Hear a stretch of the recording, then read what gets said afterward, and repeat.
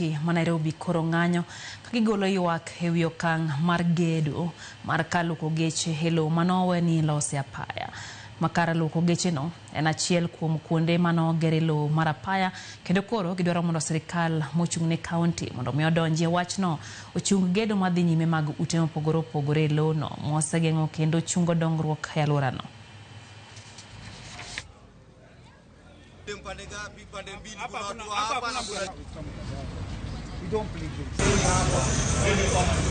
Now, we have been faced with a lot of problems, illegal structures all over.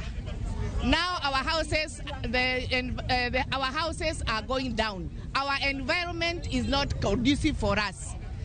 So now what we are asking here is whoever who does this, if from the government, even from the county, we are condemning this on a very serious note. They have made very huge structures. You can see tanks under the power line.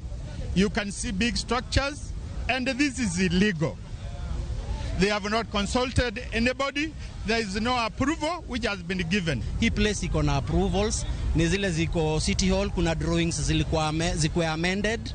Okay, hii place, as you can see, kuna ma CCTV zimeekwa, which may create employment ya vijana, mtu wa kuuza maji, ule analete sabuni. Kama wanaangalia, wasiangalie pande moja, waangalie pande zote, waangalie pande ya vijana. Sasa tufai kwa tunapigania vile tutakuwa watu wanakosa mahali pa kukula. Tunafaa tupiganie shida zetu sisi wenyewe. Sasa hivi vijana wadogo hapa wamepata makazi, imekuwa ni kelele kwa watu wengine. Si tungeomba hata gava pia angalie pande nyingine.